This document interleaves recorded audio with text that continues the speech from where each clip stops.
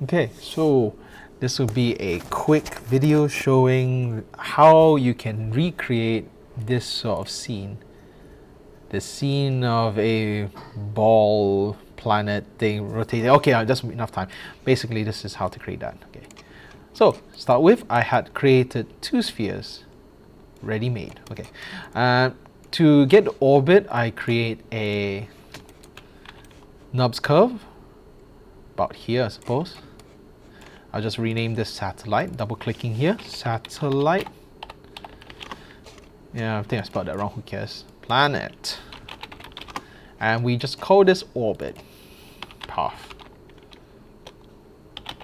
Okay, right. So to animate along a path, we literally animate to attach to motion path. So we take our satellite and we attach it to our orbit path. So it's object first, then the path. Go to animate, we go to attach to motion path.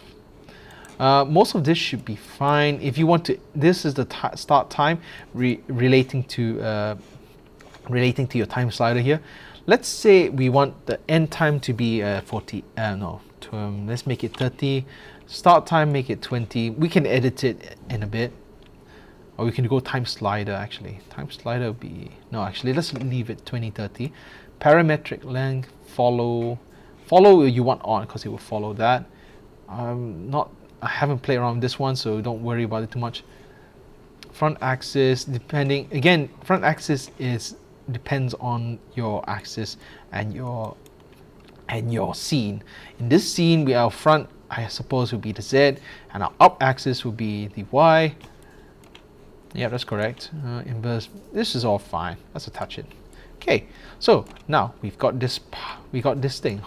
Oh, it doesn't really do anything now, does it? Doesn't seem like anything happened. Remember that we've been animating in this form, clamp step. So any change in an object would be shown. Well, would not be really shown, to be honest. We have to click this to show the U value and to come up with the keyframes. You need to do that because selecting the object itself won't show the keyframes. So you need to go to the motion path to show that, right? Okay. You know, I should have froze the transformations. You probably want to do that next first. Sorry if you're following step by step, but maybe take the time to go back and edit, delete by type history, modify, freeze transformations, and just make it cleaner. But for now, I'm just going ahead because it's although it's not going to be clean, it's much faster. Anyways, sorry. Right. So pressing F will focus the graph on this. We can now do this, and this gives us that. Now let's try push this to 1. The start, you see. We'll push this down to 48. Now we'll push this down not to 48, but to 15. 15, and we'll push this to 90. Cool. So that'll make about 3 seconds-ish. So let's see that. Okay. Okay, this will rotate, but it doesn't rotate fully. Now, it doesn't rotate fully because if we were to go to view, go to infinity, nothing's animated. Now, to continue the animation before and after, we go to curves, pre-infinity, and we'll say linear in this case. Actually, no, what am I doing? We go to cycle. There you go. Have a cycle. And same thing, we go to post-infinity and cycle. Now, let's have a look at our animation. Okay, notice how it's slowing down here. It doesn't feel like a complete rotation, if you know what I mean. Like if we say to slow down, we say to slow this down a little bit by moving this to what am I doing? Say we're moving this to 25. Slow the thing down a little bit. Yes. Notice how the animation is slowing down as it reaches the apex of this curve, effectively here, that curve. it slows down because, as you know by now, the more curved your graph has, means that the animation slows down, eases into the position, and hence that's why you're having this weird stop motion. To get rid of that, we just basically make these points linear, and you should have a graph that does this. The orbit that does this, a more consistent rotation sort of feel. Lovely, good. So, part one solved, I suppose. Right, now we've solved the issue of the orbit going around. Next is to add in a camera that will look towards the inside of the curve, and this is slightly easier because, one, our orbit is perfectly circular, which means if I were to take a camera and move it to the end here, so like, let me just quickly put this in, have it snap it there, and have it rotated 180 degrees here, make it bigger a bit, there you go. Okay, so yeah, this camera, because of the nature of the orbit, which is symmetrical as a circle, this camera facing here, as it should rotate around the ring, it should always be facing inwards, given the nature of a circle being as such. If it was an oval, it would be slightly difficult. If it was an ellipse, but since it's not an ellipse, we don't need to worry about that now. Okay, so from here we can. Oh, so what is it? What do we do from here? Do we take the object, take the curve, take the animate, attach to curve? No, because that's what happens. I'm not entirely sure how you can rectify that. However, there is a workabout. There is a workabout, and it is the fact that we're using this satellite as our as our medium for movement. Intermediary something. Okay, so we'll take the camera and parent it to the satellite, and that's it. That's it. Look, lovely. It's a lovely piece of work. Now, if you don't like having the satellite visible, you can hide it this way. Your camera should still be in effect because it's not hidden here, it's just hidden from view here. So you can still have your camera, which rotates about this lovely ball. So there's that. Let's, just for my sake, I want this 50, just have it smooth. A little better. Not entirely sure why it rotates like that.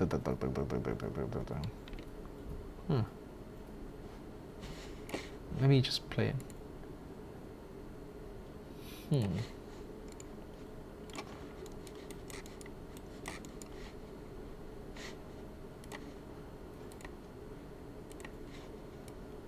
Okay.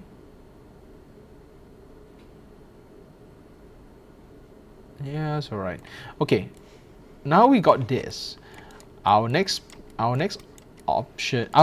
task is to create a spotlight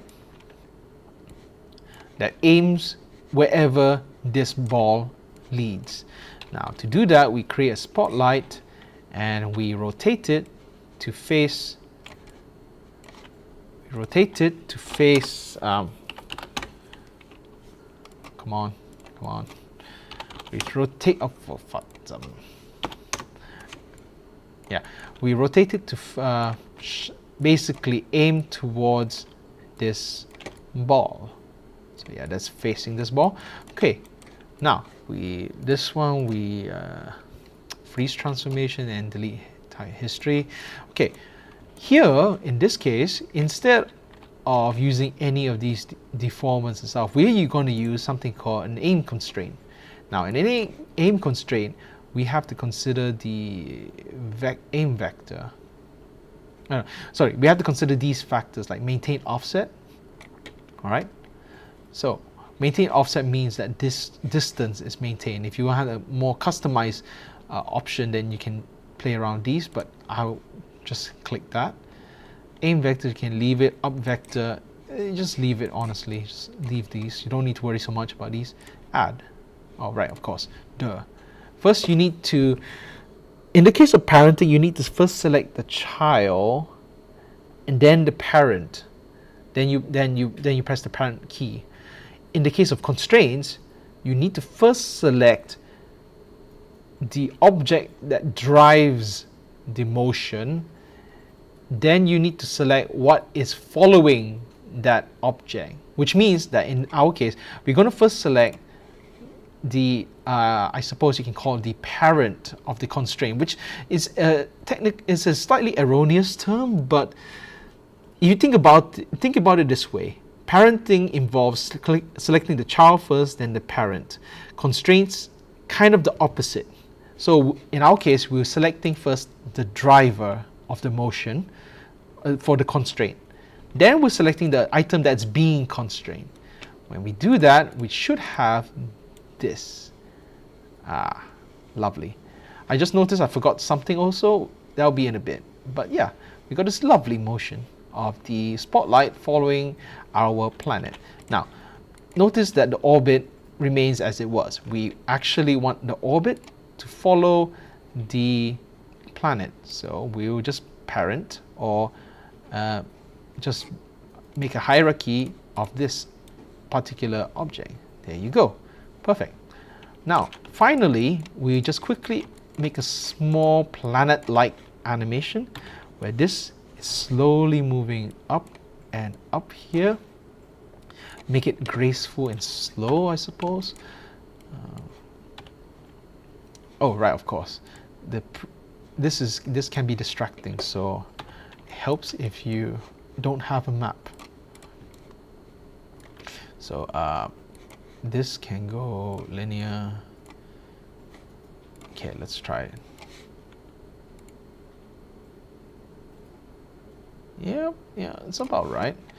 And we can go from here to rotate about there. So if we take this and check out the rotate Z,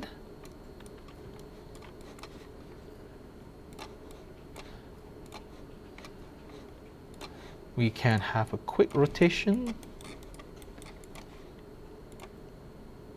There you go, lovely. And if I were to use the camera 1 to view things,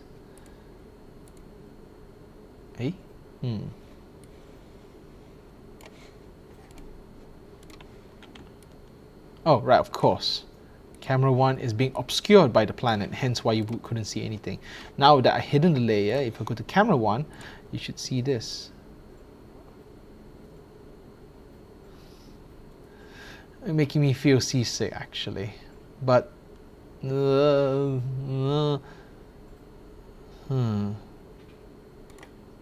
wonder, actually.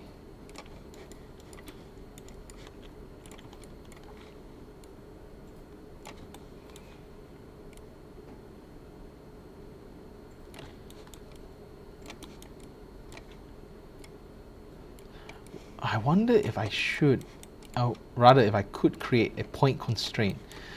So this and this, let's try to create an aim constraint. Will that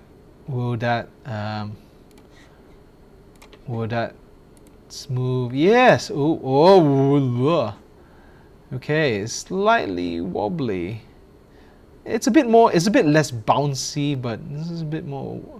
It's a bit more exactly what. I wonder why it does that actually.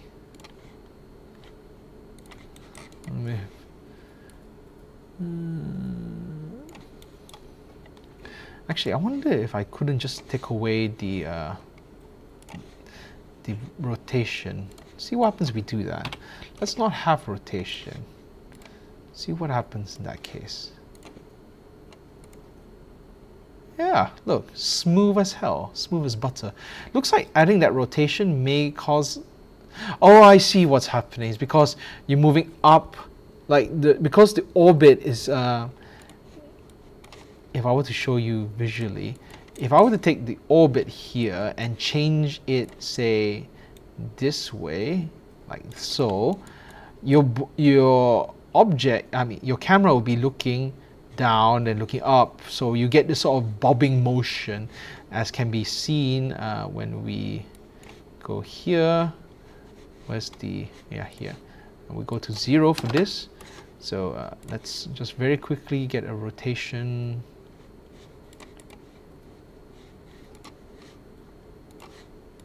Oh, right, so we have that, go here, we go rotate this way a little bit. Yeah, okay, cool. Right, let's take this one, rotate, F. Right, so if you were to see the motion of this, you see the motion of the camera. The motion itself is smooth, but as it goes up, as the planet rotates on its side, your camera starts to move up, then down, then up, then down, then up, then down. That causes this particular motion where your ball starts vroom, vroom, vroom. And the more sudden the change in the orbit, the more sudden change in the planet's rotation, in that sense, the more wobbly it is. So I would actually recommend that your rotation remain as subtle as possible. That way you at least have less sickening movement. So let's try that again.